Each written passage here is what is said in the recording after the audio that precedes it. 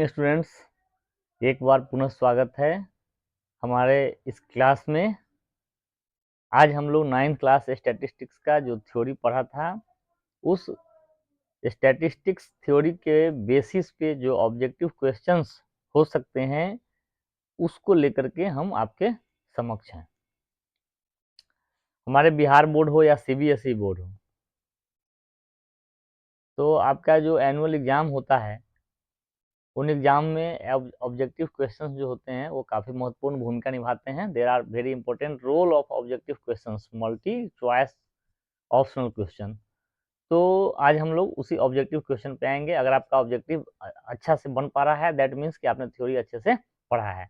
और अगर आप हमारे इस पहले के थ्योरी वाले वीडियो को नहीं देखा है 9th क्लास स्टैटिस्टिक्स को, तो आप उसको निश्चित रूप से देख लें। तो आइए अब हम लोग आगे बढ़ते हैं। इसमें पहला क्वेश्चन है हमारा, इनमें से कौन संग्रह के स्रोत के आधार पर आंकड़ों के प्रकार है। संग्रह के स्रोत, तो हम लोग आंकड़ों के प्रकार के बारे में पढ़े हैं कि संग्रह के स्रोत के आधार पर आंकड़े के दो प्रकार होता है। एक होता है प्राथमिक आंकड़ा, एक होता है गौण आंकड़ा। जिस आंकड़े की सत्यता की जिम्मेवारी उसके अन्वेषक पे हो वो प्राथमिक है। जिस आंकड़े की सत्यता की जानकारी उसके अन्वेषक पे नहीं हो जिम्मेवारी, उसको हम लोग गौण आंकड़ा कहते हैं। तो संग्रह के स्रोत के आधार पर ये प्राथमिक आंकड़ा भी होगा और गौण आंकड़ा भी होगा। तो सही आंसर है हमारा डी, ए और बी दोनों। अगला क्वेश्चन है, इनमें से कौन सा चर संतत नहीं है। अब आप लोग अगर नहीं जानते हैं तो हमारे थ्योरी वाले वीडियो को निश्चित रूप से देख ले। संतत चर क्या है और असंतत चर क्या है। संतत का अंग्रेजी होता है कंटिन्यू। तो कंटिन्यू का मतलब ऐसा चर जो हर हर वैल्यू को ग्रहण कर सकता है, अर्थात जो कंटिन्यू है, जो कहीं पे ब्रेक नहीं हो सकता है। पूर्णांक हो, भिन्न हो, दशमलव हो, सारे वैल्यू को ग्रहण कर सके, उसको कहते हैं संतत। जैसे उम्र है, तो उम्र जो है यह दशमलव में माने भिन्न के रूप में भी हो सकता है। जैसे कोई 10 साल का है और कोई 10.5 साल का भी होगा। तो इस प्रकार से ये संतत चर है। भार, वजन भी जो है दशमलव में हो सकता है, भिन्न के रूप में हो सकता है। मूल्य, ये भी भिन्न के रूप में हो सकता है। 2 रुपये भी कोई सामान मिल सकता है, 2.5 रुपये भी मिल सकता है।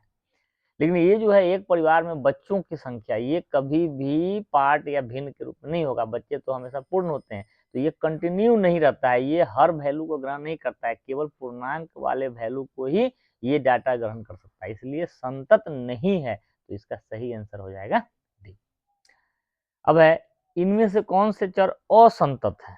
कौन से चर असंतत है। अब असंतत का मतलब भी वही हुआ जो संतत नहीं है। अब आपको इस क्वेश्चन का जवाब आपको खुद ढूंढना है। वैसे मैं बता देता हूं कि इसका सही आंसर है डी, एक फार्म में पौधों की संख्या। अगला क्वेश्चन है, अतिव्यापी वर्ग अंतराल 0 से 20 का वर्ग लंबाई है। बहुत ही सिंपल क्वेश्चन है। वर्ग लंबाई का फॉर्मूला या वर्ग लंबाई कैसे निकलता है, तो ऊपरी सीमा माइनस निम्न सीमा। तो आप इससे निकालेंगे, आसानी से हल हो जाएगा। सही आंसर हो जाएगा बी। वर्ग अंतराल 21 से 40 का वर्ग चिन्ह है। वर्ग चिन्ह का फॉर्मूला आपको पता होगा, अगर नहीं पढ़े हैं तो आप हमारे थ्योरी को देख लें। Upper limit plus lower limit by 2, तो आप इसको कर देंगे 40 प्लस 21 बाई 2, मतलब हो जाएगा सी, इसका सही आंसर। अनतिव्यापी वर्ग अंतराल 21 से 30, 31 से 40 का वर्ग लंबाई है। अब आप लोगों को अनतिव्यापी वर्ग अंतराल का पता होना चाहिए था। अनतिव्यापी वर्ग अंतराल क्या होता है, तो जिसमें लोअर लिमिट और अपर लिमिट दोनों ही इंक्लूड होते हैं। ये भी इंक्लूड है, ये भी इंक्लूड है, उसको बोलते हैं अनतिव्यापी। तो 21 से 30 है, मतलब 21 भी शामिल होगा और 30 भी शामिल होगा, 21 से 30 तक। तो इसका दो तरीका है, या तो इसको काउंट कर लीजिए, या नहीं तो क्या करते हैं हम लोग, इसका परिसर निकाल लेते हैं या वर्ग लंबाई निकाल लेते हैं। तो 30 माइनस 21 तो कितना हुआ, 9। और इसके बीच का गैप कितना है, अगला वर्ग अंतराल के बीच, दो लगातार वर्ग अंतराल के बीच का गैप 1 है, तो वो 1 जोड़ देंगे, तो ये हो जाएगा इसका। अगला क्वेश्चन में बढ़ते हैं। आंकड़े 22, 24, 35, 47, 13 और 11 का परिसर क्या है। बहुत ही आसान क्वेश्चन है, आप लोग इसको खुद ही हल करें और खुद ही सही आंसर इसका पता कर ले। परिसर क्या होता है, इसको आप नहीं पढ़े हैं तो हमारे थ्योरी को देखें। वर्ग अंतराल 1 से 20, 21 से 40 को अतिव्यापी में बदलने पर 21 से 40 का ऊपरी सीमा क्या होगा। बहुत ही आसान क्वेश्चन है। किस पे आधारित है, तो अनतिव्यापी वर्ग अंतराल, अनतिव्यापी वर्ग अंतराल को अतिव्यापी में कैसे बदलते हैं। और इसका सही आंसर है 40.5। क्वेश्चन नंबर 9, दिए गए सारणी में वर्ग अंतराल 30 से 40 की संचयी बारंबारता क्या है?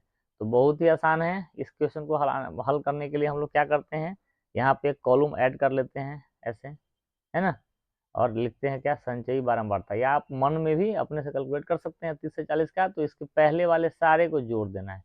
तो 15 6 21 8 29 5 34, सही आंसर है ये।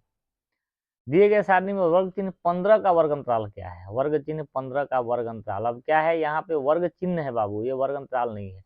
तो वर्ग चिन्ह से वर्ग अंतराल बनाने के लिए क्या थ्योरी है, उसको आप लोग हमारे वीडियो को देखें। और शॉर्टकट में मैं आपको ये बता दूं कि वर्ग चिन्ह से जब वर्ग अंतराल निकालते हैं तो दो लगातार वर्ग चिन्ह के बीच का डिस्टेंस निकालते हैं। तो ये क्या है, 10, उसको डिवाइड बाई 2 कर देंगे तो 5। दो लगातार वर्ग चिन्हों के बीच का जो डिस्टेंस है वो निकालते हैं। तो ये कितना है, 10, उसको डिवाइड कर देते हैं तो हो गया 5। अब इस 5 को यहाँ से घटाएंगे और 5 में 5 जोड़ेंगे तो इसका ऊपरी लोअर सीमा और ऊपरी सीमा दोनों निकलेगा। हमको निकालना है किसका, 15 का। तो 15 में 5 घटा देंगे, अब 15 में 5 जोड़ देंगे। तो 15 में 5 घटाएंगे 10 से लेकर के 15 में 5 जोड़ेंगे 20, यही होगा वर्ग। सही आंसर हो गया बी। क्वेश्चन नंबर 11, एक आंकड़ा इस प्रकार है 12 14 13 12 14, मतलब एक आंकड़ा दिया हुआ है, इसके डेटा जो है, इसके जो चर मान है वो ये सब है। अब आपको करना क्या है, अतिव्यापी विधि में वर्ग अंतराल 12 से 14 की बारंबारता कितनी है? तो अतिव्यापी विधि में लेंगे 12 से 14, मतलब इसमें कौन कौन चर मान आएगा, 12 और 13, 14 नहीं आएगा। तो 12 और 13 को काउंट कर लीजिए। तो 1 2 3 4 5 6 7, अर्थात इसकी बारंबारता 7 हो जाएगी। फिर कहता है अनतिव्यापी विधि में वर्ग अंतराल 13 से 15 की बारंबारता। तो 13 से 15 अनतिव्यापी का मतलब क्या है, 13 भी शामिल होगा, 14 भी शामिल होगा, 15 भी शामिल होगा। तो ये तीनों को लेते हुए आप लोग इसको खुद ही बारंबारता को पता कर सकते हैं। अब है चर मान 16 का मिलान चिन्ह क्या है? तो 16 का कितनी बारंबारता है पता कर ले। तो 1 है, 2 है। अब आपको बारंबारता से मिलान चिन्ह लिखने आता है कि नहीं, या मिलान चिन्ह कैसे लिखते हैं, इसके हिसाब से आप खुद लिखें। और अगर आप इसको अगर लिखने में या इसका किसी भी क्वेश्चन को कहीं पे अगर आपको समस्या होती है तो कमेंट्स जरूर करें। फिर है इस आंकड़े का परिसर क्या है, ये भी आप लोग खुद बना सकते हैं। कैसे, तो इस आंकड़े का जो सबसे लोअर वैल्यू है ये पता कर लेंगे, और जो सबसे अपर वैल्यू है ये पता कर लेंगे, दोनों को घटा देंगे। अगला क्वेश्चन, इनमें से कौन आंकड़ों के आलेखीय निरूपण की विधि है? हम लोग पढ़े थे आंकड़ों का आलेखीय निरूपण कैसे कैसे किस किस तरीके से करते हैं। तो एक पढ़ा था आयत चित्र होता है, एक पढ़ा था हम लोग बारंबारता बहुभुज, और एक तरीका होता है दंडालेख। अब आप देख लो इसमें से सही आंसर कौन है। अगला क्वेश्चन है दंड आलेख क्या होता है? एक विमीय, द्विविमीय, त्रिविमीय, ए और बी दोनों। तो दंड आलेख जो होता है ये किस प्रकार के बारंबारता के लिए, बारंबारता सारणी के लिए होता है? तो हम लोग पढ़े थे सरल वितरण या अवर्गीकृत बारंबारता सारणी के लिए दंडालेख बनाते हैं। तो जो हाँ अवर्गीकृत होगा, मतलब इसमें क्या है, वर्ग अंतराल तो है नहीं, तो वर्ग लंबाई यहाँ पे तो होता नहीं है, केवल जो मायने रखता है वो दंड की ऊंचाई। तो ये क्या होगा, एक विमीय। आयत चित्र के लिए वर्ग अंतराल का होना आवश्यक है। बहुत बढ़िया क्वेश्चन है, आप लोग थ्योरी पढ़े होंगे तो जरूर ही जवाब देंगे। आयत चित्र के लिए वर्ग अंतराल का क्या होना आवश्यक है? तो अतिव्यापी में होना चाहिए। अब हमने कुछ फिल इन द ब्लैंक्स का रखा था इसमें। आयत चित्र में आयत की लंबाई बारंबारताओं के क्या होता है, समानुपाती होता है। विस्तृत जानकारी के लिए थ्योरी पढ़ लें, हमारा वीडियो जो है प्रीवियस वीडियोज को देखें। आयत चित्र में आयत के क्षेत्रफल बारंबारताओं के समानुपाती होता है। अब है बारंबारता बहुभुज होते हैं, क्या है, एक बंद आकृति है कि खुली आकृति है कि दोनों में से कोई भी, कि और भी नहीं। तो बारंबारता बहुभुज क्या है, हम लोग उसको क्लोज आकृति के रूप में बनाते हैं, तो बंद आकृति हो जाएगा। क्वेश्चन नंबर 18, असमान वर्ग माप की स्थिति में आयत चित्र खींची जा सकती है? तो यस, खींची जा सकती है, परंतु उसमें हम लोगों को कुछ एडजस्टमेंट करना पड़ता है, समायोजन उसमें बोलते हैं। क्या करना पड़ता है, समायोजन करना पड़ता है बारंबारताओं का, इस तब वो हो पाता है। दो आंकड़ों का तुलनात्मक आलेख बनाने के लिए सबसे ज्यादा उपयुक्त क्या है? अगर एक ही आलेख में दो डाटा को हम लोग आलेख बना करके दिखाना चाहते हैं और तुलना करना चाहते हैं तो सबसे उपयुक्त होता है बारंबारता बहुपदी। अब इनमें से कौन केंद्रीय प्रवृत्ति के मापक है? तो भैया केंद्रीय प्रवृत्ति के मापक 3 होते हैं, एक है माध्य, एक है माध्यक, एक है बहुलक। आप देख लो इसमें से सही आंसर कौन होगा। माध्य डैश द्वारा अनुचित रूप से प्रभावित होता है। तो किसके द्वारा माध्य प्रभावित होता है? मतलब माध्य जो है गलत एक मापक हमको देता है, कब? जब उसमें कोई एक या एक से अधिक कुछ चरम मान हो, एक या दो या कुछ सर्टेन माने कम ही संख्या में चरम मान अधिक हो। माध्यक चर मानों के डैश संबंधी एक माध्य है, तो स्थिति संबंधी पोजीशन संबंधी एक वो मीन होता है। Sigma i equal to 111 xi कितने पदों का योग है? तो 11 पदों का योग हो गया। यदि 2 3 x 5 आरोही क्रम में हो तो माध्यक 3.5 हो तो x का मान क्या होगा? तो माध्यक निकालने के लिए हम लोग क्या पढ़े हैं, इसको आरोही क्रम में सजा लेते हैं और n को काउंट करेंगे तो यहाँ 1 2 3 4 है, तो n बराबर 4, ये तो सम संख्या है, तो दो बीच वाले टर्म का क्या करते हैं, मीन निकालते हैं। तो 3 + x मतलब n/2th और n/2 + 1 टर्म, तो 3 + x और इसका मीन यही हो गया माध्यक, और ये वैल्यू किसके बराबर है?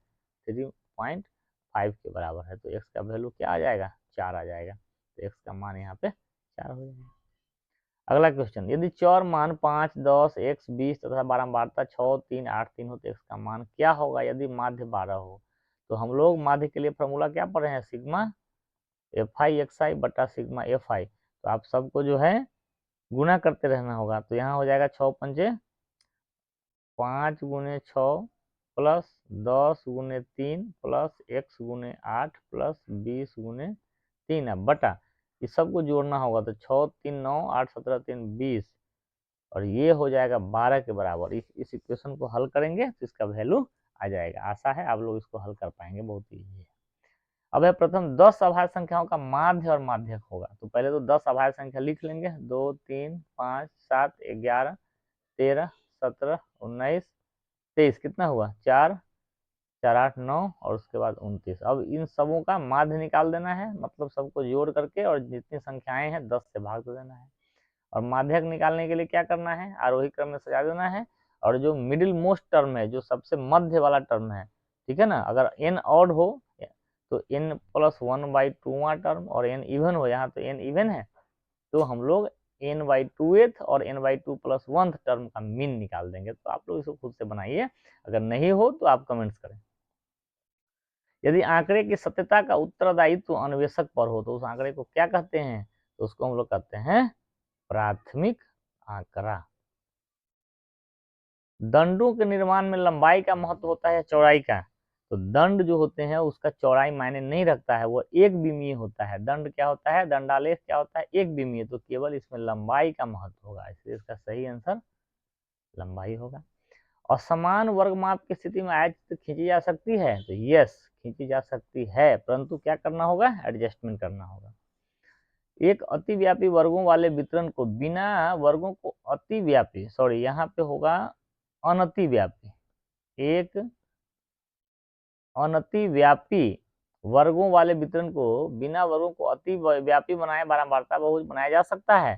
तो यस, बना सकते हैं, परंतु बारंबारता बहुभुज दो तरीका से बनता है, एक होता है आयत चित्र के द्वारा, एक होता है वर्ग चिन्ह निकाल के। तो इस विधि में जब अनतिव्यापी में हो वर्ग अंतराल तो वर्ग चिन्ह वाली विधि से बारंबारता बहुभुज निकाल सकते हैं। तो इसका आंसर होगा यस, बना सकते हैं, परंतु वर्ग चिन्ह वाली विधि बनाना।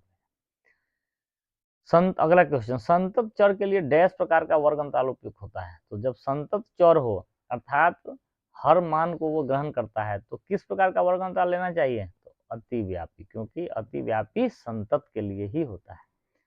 अब अगला क्वेश्चन हमारा है, सर्वाधिक डैश वाला चर मान बहुलक कहलाता है? बहुत ही आसान है, सर्वाधिक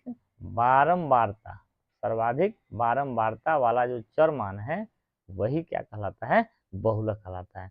तो इस प्रकार ये 9th क्लास स्टैटिस्टिक्स के ऊपर जो भी वाइटल कह लीजिए इंपॉर्टेंट ऑब्जेक्टिव क्वेश्चन हो सकते थे, हमने आपको प्रैक्टिस करवाया या आपकी जानकारी में रखा। आशा है आप इस वीडियो को पसंद करेंगे, और अगर आप स्टैटिस्टिक्स में किसी भी प्रकार का असुविधा या किसी भी प्रकार का डिस्कम्फर्ट अगर आप झेल रहे हो तो हमारे प्रीवियस वीडियोज़ का, इसमें 3-4 वीडियोज़ में पूरा 9th क्लास का स्टैटिस्टिक्स हमने कवर किया है।